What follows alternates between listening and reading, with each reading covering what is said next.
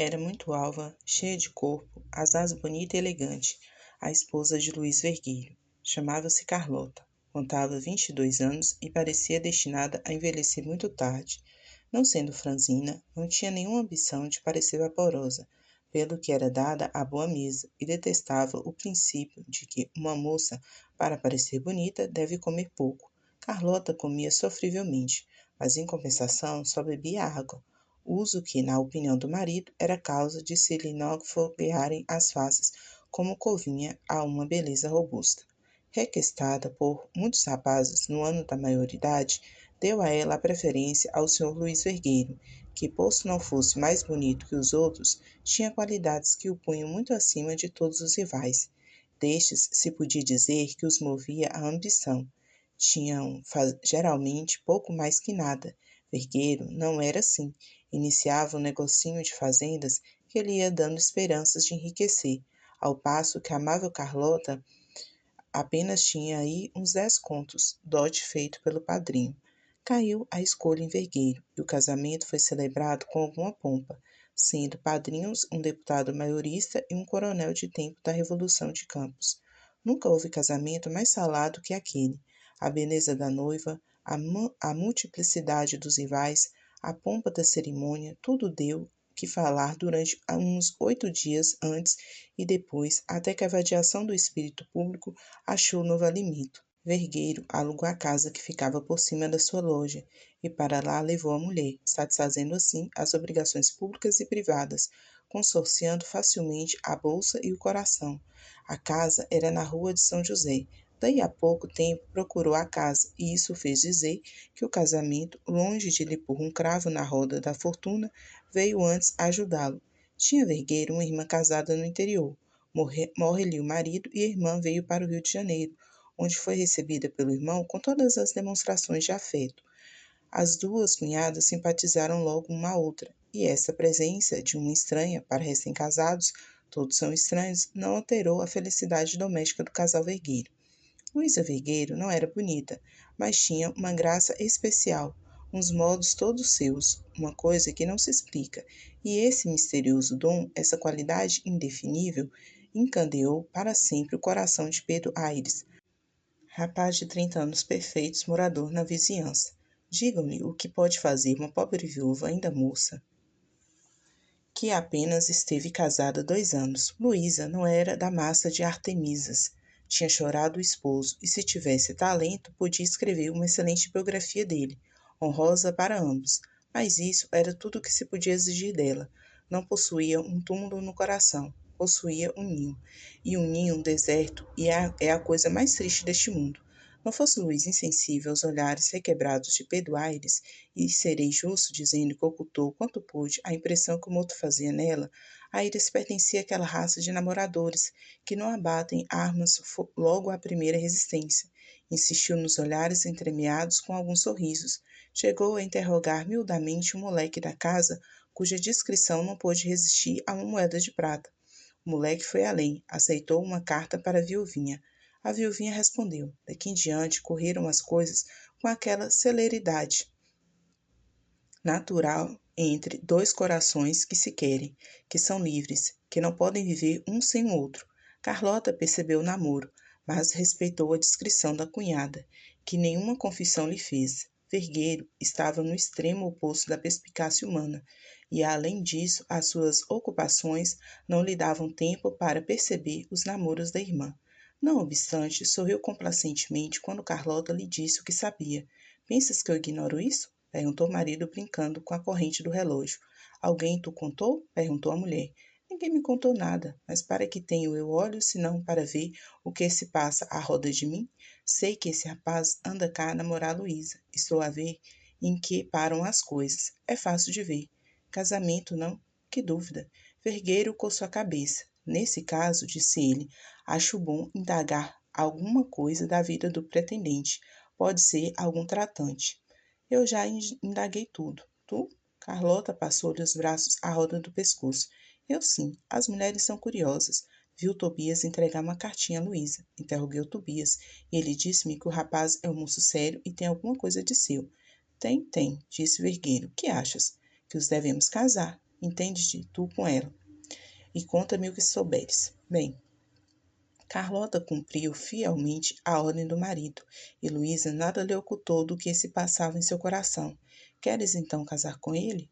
Ele deseja isso mesmo, e estão calados, parecem-me aprendizes. Carlota era sincera no prazer que tinha em ver casada a irmã do marido, sem se preocupar com o resultado disso, que era tirar-lhe a companhia a que já se acostumara.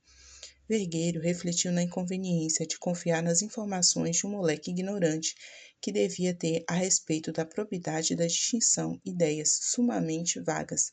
Para suprir essa inconveniência, lembrou-se de ir em pessoa falar com Pedro Aires e assentou que o faria no domingo próximo. A mulher aprovou a resolução, mas o pretendente cortou-lhe as vasas, indo ele mesmo no sábado à casa de Vergueiro expor seus desejos e títulos. Pedro Aires era um homem bem apessoado, tinha grandes suíças e um pequeno bigode. Vestia com certa elegância e tinha os gestos desembaraçados. Algum severo juiz podia achar-lhe um inexplicável horror à gramática, mas nem Vergueiro, nem Carlota, nem Luísa estavam em melhores relações com a mesma senhora, de maneira que este pequeno senão passou completamente despercebido. Aires deixou a melhor impressão em toda a família.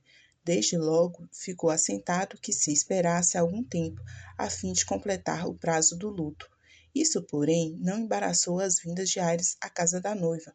Começou indo lá 3 vezes por semana e acabou indo todos os dias. Ao cabo de poucas semanas, já Vergueiro dizia: Ó Aires, queres mais açúcar? E Aires respondia: Dá cá mais um pouco, Vergueiro. Estreitou-se a amizade entre ambos. Eram necessários um para o outro. Quando Aires não ia à casa do vergueiro, este passava a noite mal. Aires detestava o jogo, mas a amizade que tinha a vergueiro bastou para que depressa aprendesse e jogasse o gamão, a ponto que chegou a vencer o mestre. Nos domingos, Aires jantava com o vergueiro e dividia a tarde e a noite entre o gamão e Luísa. As duas moças, logo longe de se zangarem com este namoro dos dois, pareciam contentes e felizes. Viam nisso uma fiança de futura concórdia. Um dia entrou Aires na loja de Vergueiro e pediu-lhe uma conferência particular. Que temos? Disse Vergueiro. Daqui a 2 meses, respondeu Aires, é meu casamento. Vou ficar indissoluvelmente ligado à tua família. Tive uma ideia. Uma ideia tua deve ser excelente, observou Vergueiro, abaixando o colete que havia fugido insolentemente do seu lugar.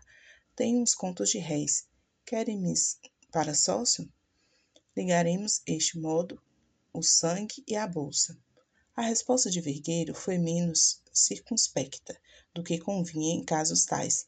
Levantou-se e caiu nos braços do amigo, exatamente como faria um sujeito falido, a quem lhe oferecesse uma tábua de salvação.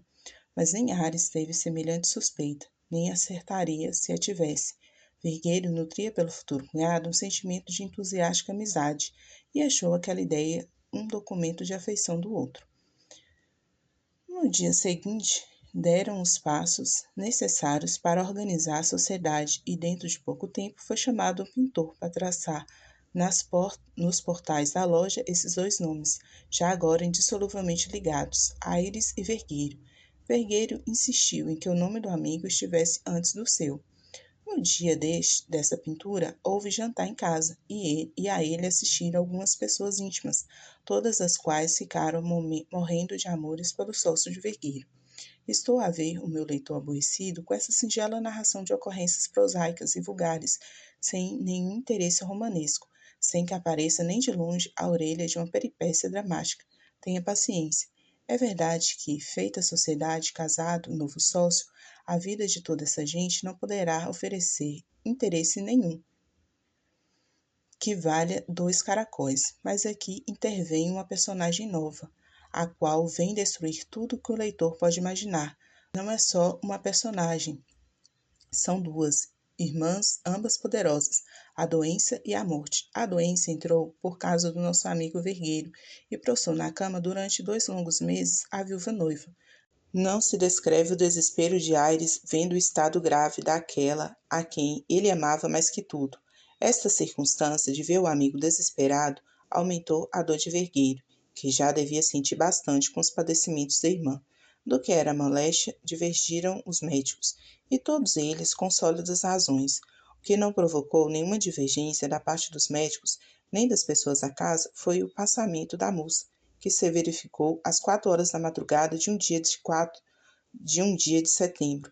A dor de Aires foi tremenda. Atirou-se ao caixão quando os convidados o vieram buscar para a coche, e não comeu um pedaço de pão durante 3 dias. Vergueiro e Carlota recearam pela saúde e até pela vida do malfadado noivo, pelo que foi assentado que ele se mudaria para a casa de Vergueiro, onde seria vigiado de mais perto. Seguiu-se à expansão daquele imenso infortúnio um abatimento prolongado, mas a alma readquiriu as forças perdidas e o corpo com ela se foi restabelecendo. No fim de um mês, já o sócio de Vergueiro assistia ao negócio e dirigia a escrituração. Com verdade se diz que é nos grandes infortúnios que se conhecem as verdadeiras amizades. Aires encontrou, da parte do sócio e da mulher, a mais sublime dedicação. Carlota foi para ele uma verdadeira irmã. Ninguém levou mais longe, mais alto, a solicitude. Aires comia pouco. Arranjou-lhe ela comidas próprias para lhe vencer o fastio.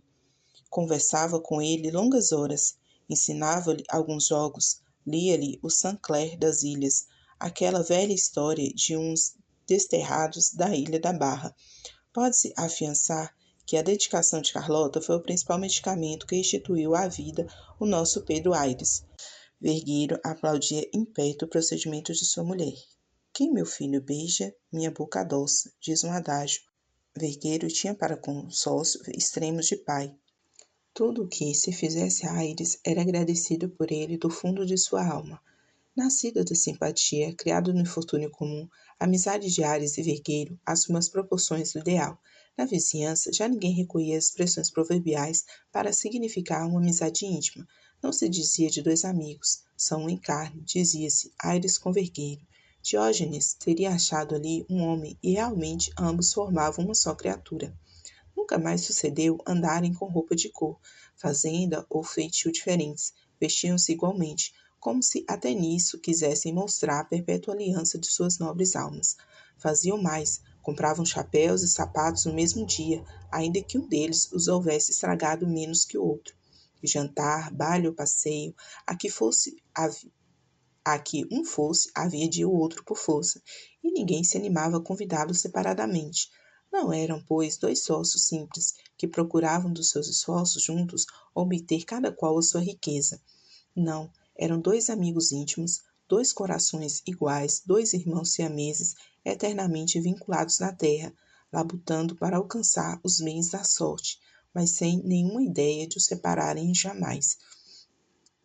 E a fortuna os ajudou, por maneira que dentro de 2 anos já havia ideia de liquidar o negócio, irem os dois e mais Carlota viver tranquilamente em uma fazenda, comendo o ganhado na graça de Deus e pleno esquecimento dos homens. Que mau demônio, que ruim espírito veio meter-se entre eles para lhes impedir essa excelente ideia? A fortuna varia como a mulher. Depois de os haver favorecido, começou a desandar. Meteram-se eles em negócios arriscados e perderam alguma coisa. Todavia, ainda tinha um bom pecúlio. Vamos liquidar? Perguntou um dia Aires a Vergueiro. Vamos. Inventariaram as fazendas, cotejaram seu valor com a soma das dívidas e repararam que se pagasse integralmente aos credores, ficariam com uma soma mesquinha para ambos. Continuemos o negócio, disse Aires. Trabalharemos até resgatarmos a antiga posição. Justo, mas eu tenho uma ideia melhor, disse Vergueiro. E eu tenho outra, respondeu o sócio. Qual é a tua? De ir domingo, e eu comunicarei nesse mesmo dia minha ideia, e veremos qual delas serve ou se combinam ambas. Seria coisa extremamente nova e até certo ponto digna de pasmo que aqueles modelos da verdadeira amizade tivessem ideias divergentes. A ideia anunciada para o domingo seguinte era a mesmíssima ideia, tanto no cérebro de Ares como no de Vergueiro. Consistia em liquidar a Sorrelfa e iriam vendendo pouco a pouco as fazendas e sairiam da corte sem dizer adeus aos credores. A ideia não era original, bonita parece que também não, mas era útil e praticável. Ficou assentado que essa resolução não seria comunicada à mulher de Vergueiro. Reconheço, disse Aires, que é uma senhora de alta prudência e rara discrição, não tem dúvida, mas o espírito das senhoras é cheio de alguns escrúpulos, e se ela nos fosse à mão, tudo ficaria perdido. Estava pensando a mesma coisa, observou Vergueiro. Concordes na promessa, não menos o foram na infidelidade. No dia seguinte, Aires ia comunicar confidencialmente o plano à esposa de Vergueiro e começou a dizer: Não vamos liquidar aos poucos. Já sei, respondeu Carlota. Ele já me disse tudo. Façamos justiça a essa distinta moça. Depois de tentar dissuadir o marido do projeto, tentou dissuadir o sócio, mas tanto um como o outro ostentaram uma tenacidade de ferro em suas opiniões. Divergiam no modo de encarar a questão. Vergueiro não contestava a imoralidade do ato, mas achava que o benefício compensava a imoralidade. Reduziu a dissertação a essa expressão popular: ande eu quente e ria-se a gente. Aires não admitia que o projeto ofendesse as leis da moral. Ele começava separando a moral e o dinheiro. O dinheiro é coisa de si tão mesquinha que não podia penetrar na região sublime da moral. Deus, observava ele, não quer saber quanto pesam as algibeiras, quer saber quanto pesam as almas. Que importa que as nossas algibeiras estejam pejadas de dinheiro, contando que as nossas almas estejam leves de pecados? Deus olha para as almas, não olha para as algibeiras. Carlota alegou triunfalmente um dos 10 mandamentos da lei de Deus. Mas o sócio de Vergueiro fez uma tão complicada interpretação do texto bíblico e falou com tanta convicção que o espírito de Carlota achou resposta suficiente e aqui parou a discussão. Aqui, se não acostuma o coração humano, lançada uma semente no coração da moça, depressa germinou o plano secreto. Passou a ser assunto de conversa entre os 3 conjurados. A execução do plano começou e prosseguiu com espantosa felicidade. A firma Aires e Vergueiro era tão honrada que os portadores de letras e outros títulos, e até os que não tinham títulos, foram aceitando todas as delongas que os 2 sócios lhes pediam. As fazendas começaram a ser vendidas, a resto de barato, não por anúncio, o que seria dar na vista, mas por informação particular, que passava de boca em boca. Nessas e noutras ocupações se abismava o saudoso espírito de Pedro Aires, já agora deslembrado da destitosa Luísa, que querem nada eterno neste mundo. Nada liga mais fortemente os homens que o interesse. A cumplicidade dos 2 sócios apertou os vínculos da sua proverbial amizade. Era ver como eles delineavam entre si o plano da vida que os esperava quando estivessem fora do império. Protestavam gozar do dinheiro sem recorrer às alternativas do comércio.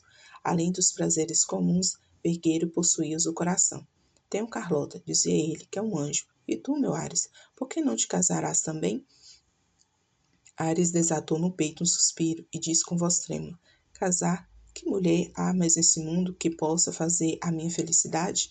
Dita essas palavras com outra síntese, que não reproduzo por vergonha, o destitoso Ares sufocou 2 ou 3 soluços e fitou com os olhos no ar, depois coçou o nariz e olhou para Vergueiro. Olha, eu não me considero solteiro. Não importa que tua irmã morresse, estou casado com ela. Separamos apenas o túmulo. Vergueiro apertou com entusiasmo as mãos do sócio e aprovou a nobreza daqueles sentimentos. 15 dias depois dessa conversa, Vergueiro chamou Aires e disse que era necessário pôr termo ao plano. É verdade, disse Aires. As fazendas estão quase todas vendidas. Subamos. Subiram e foram ter com Carlota. Vou para Buenos Aires, começou Vergueiro. Carlota empalideceu. Para Buenos Aires? Perguntou Aires. Crianças, exclamou Vergueiro, deixe-me acabar. Vou para Buenos Aires com o pretexto de negócios comerciais. Vocês demoram-se aqui 1 a 2 meses. Vendem o resto, põem o dinheiro a um bom recado e partem para lá. Que lhes parece? A ideia não é má, observou Aires, mas está incompleta. Como? A nossa ida deve ser pública, explicou Aires. Eu declararei a todos que tu estás doente em Buenos Aires e que mandas buscar tua mulher. Como alguém há de acompanhá-la, irei eu, prometendo voltar daí a um mês. A casa fica aí com o caixeiro e, o resto, cheio que não preciso, creio que não preciso dizer o resto. Sublime, exclamou Vergueiro. Isso é o que se chama estar diante do século.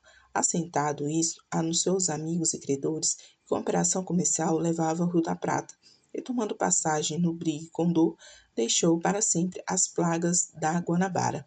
Não direi aqui as saudades que sentiram aqueles dois íntimos amigos quando se separaram, nem as lágrimas que verteram, lágrimas dignas de inspirar mais adestradas penas do que a minha.